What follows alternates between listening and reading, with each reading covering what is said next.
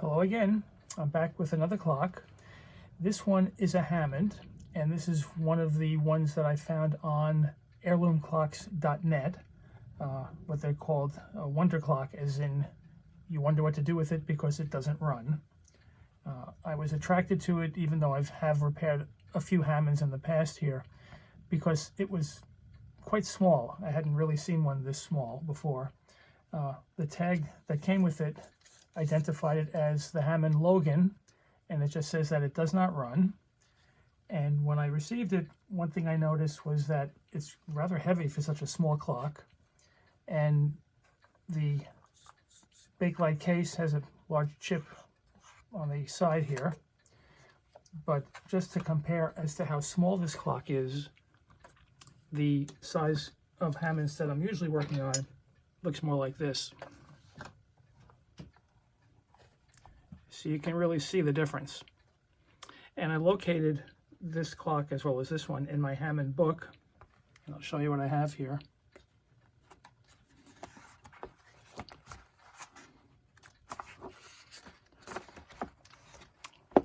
Here you can see an ad for the larger clock. This is the Gregory calendar clock. And over here, we have a clock identified as the Logan with a walnut-colored bakelite case, recessed buff-colored dial with dark brown numerals.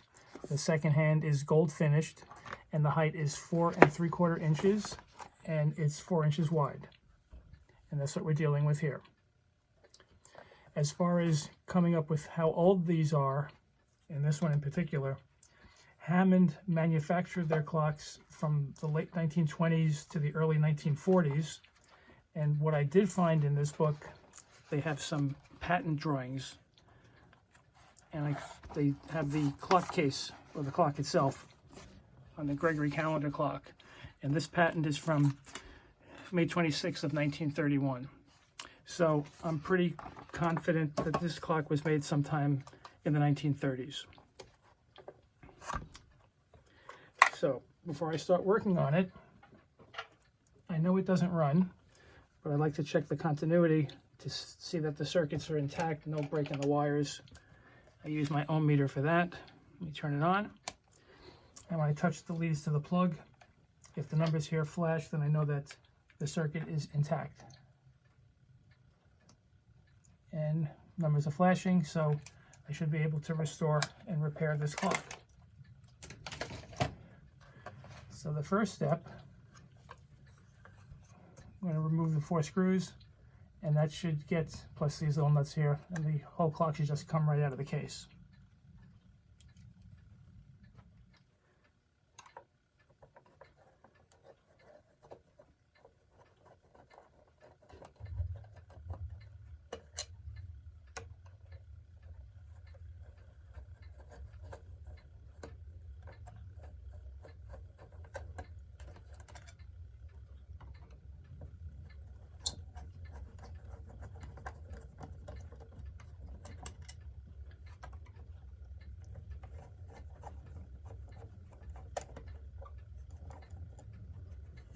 And now a couple of nuts here.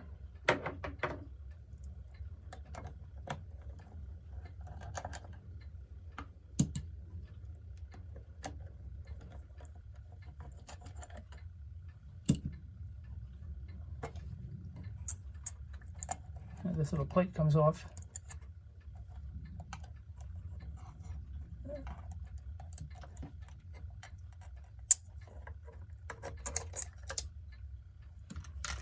And let's see if the whole thing will come out of here.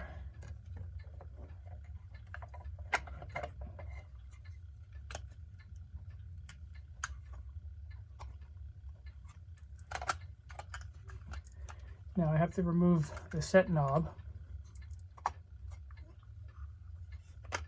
To do that though, I have to grab hold of the stem, which is in here. I don't have room to grab it onto the plate with my vice grip. I'll show you how.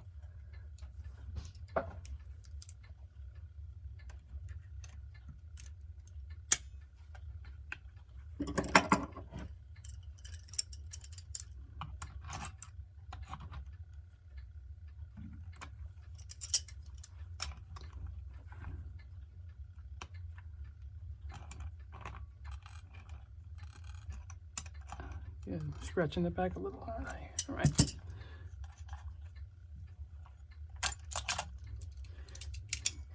I'm going to end up repainting the whole back, so I'm not worried about any little scratches at this point.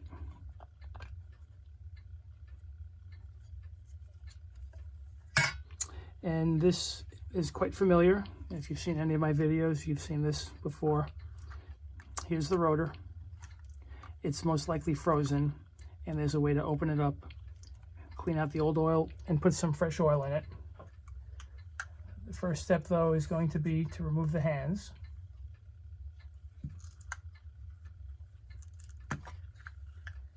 And from past experience, these are going to be really difficult to remove. I'm going to apply a little bit of WD-40 to help remove them. I just spray a little bit of it in this cap that I have.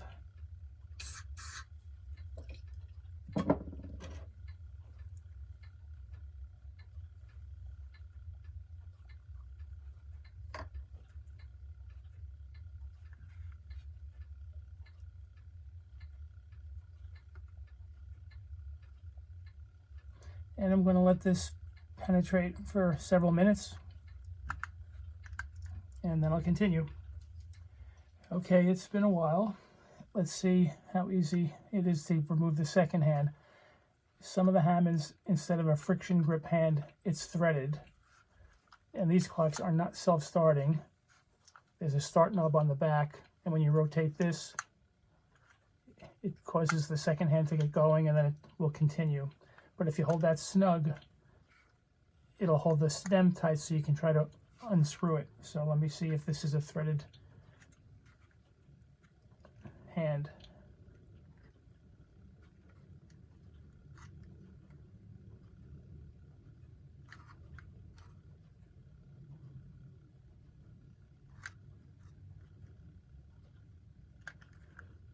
Not really sure yet, but I'm going to have to go real slow and take my time removing this. I don't want to bend the hand, so let me work on it, and once I know that I can get it removed, I'll continue.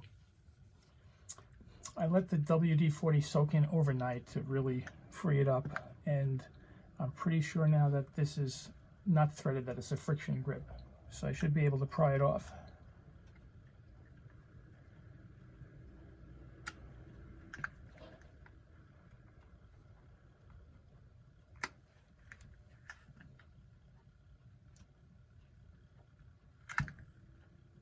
Got it.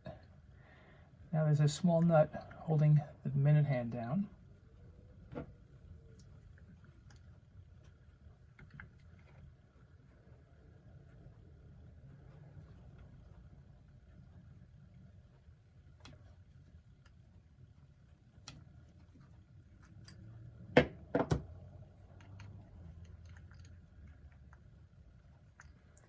And let me just gather up these pieces here. I don't want to lose anything.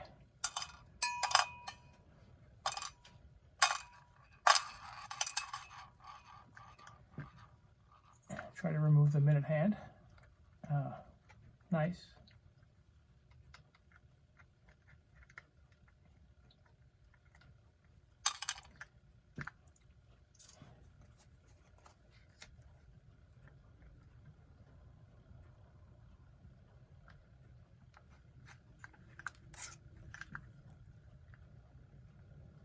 Okay, I think the hour hand is still pretty tight.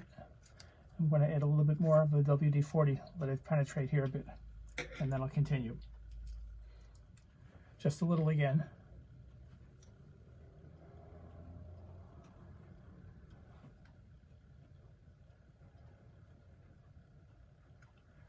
And I'll give that some time. Okay, let's try again.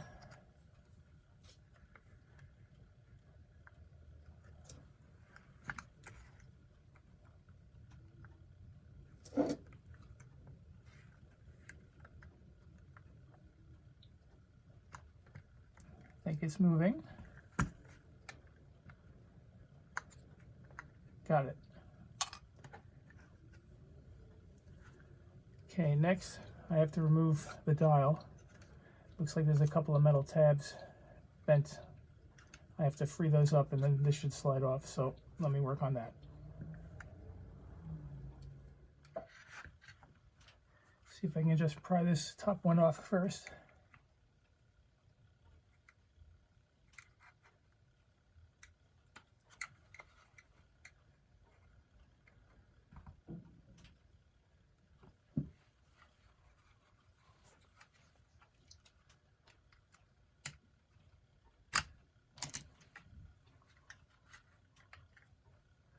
Okay. Next, I have to decide which way I'm going to take this apart. I'll probably look to take the rotor off first, which will be these couple of nuts here.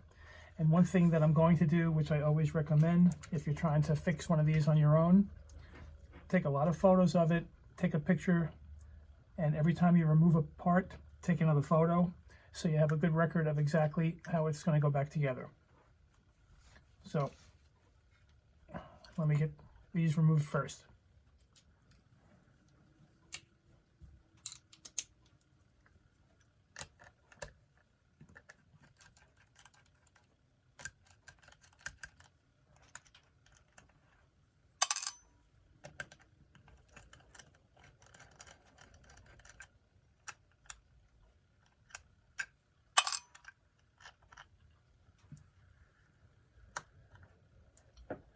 Okay, here is your rotor. A lot of oil and grease around here. Now when these are properly lubricated, if you give this output gear a spin, it should spin freely for about 20 seconds or so. And this one's hardly turning.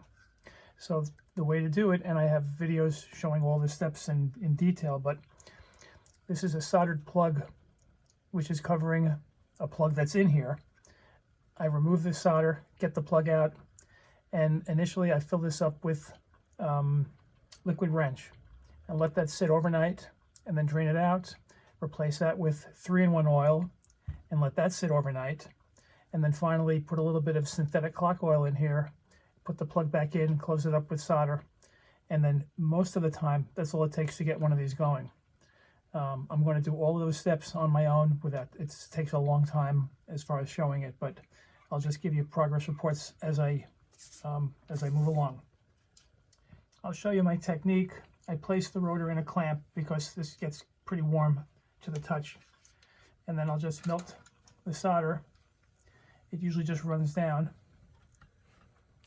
and then when I get near to exposing the plug that's in here, I'll use a very small screwdriver to kind of pry it out.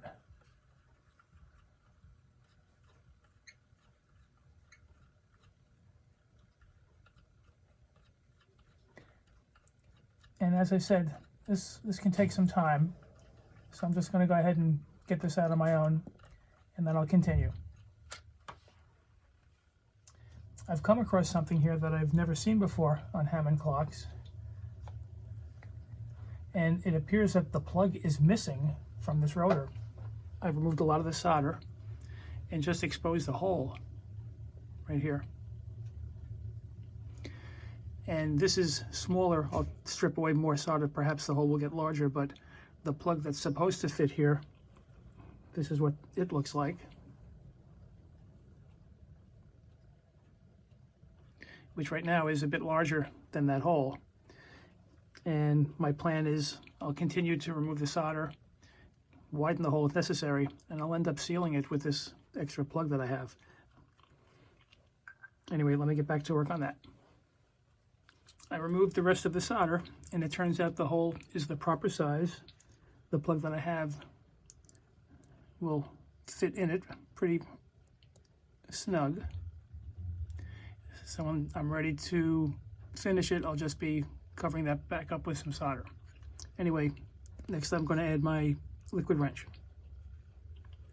This part can get messy, so a little plastic paper towel,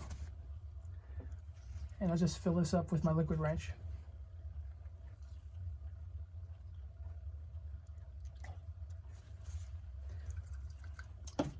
And once it's full, I'm just going to let it sit overnight, drain it out in the morning, and then replace it with a 3-in-1 oil. So I'll continue at that point. Okay, time to drain it. You can see how much is leaked out here. And it comes out quite green. And just to see how much better this spins here, already it's turning much more freely than before. Anyway, I'm going to go ahead and empty this, put in the 3-in-1 oil, drain that, and then seal it up with a bit of synthetic clock oil. So let me work on all of that. Okay, I finished cleaning out the old oil. I relubricated it, sealed the plug back up, and when I give the output gear a spin now, you can see how much more freely it's turning. And what I want to do next is place this back into the clock and see if it actually works. And even if it does work, I still plan on completely taking this apart, because I know that the gears in here are most likely covered in a lot of this oil that has leaked out of here.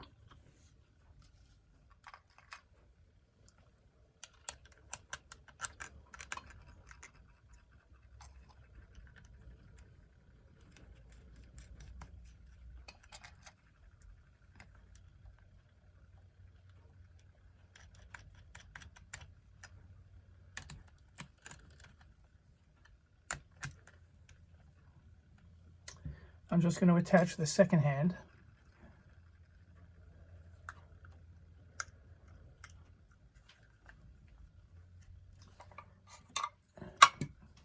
Open up the cord here.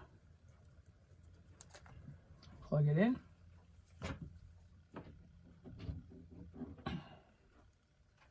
And we'll give the start knob a spin.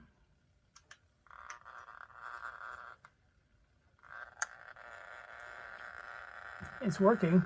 It's kind of noisy, although I'm noticing if I turn it the way it's going to be sitting, it runs quiet.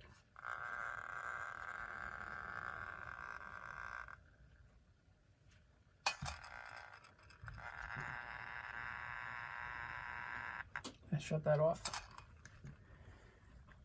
And what I'm going to do next, I'm going to work on taking off this sort of a cardboard, I guess a dust guard, protecting anything from getting into the gears, I'm assuming. Almost like a gasket type of a material. But let me deal with that next.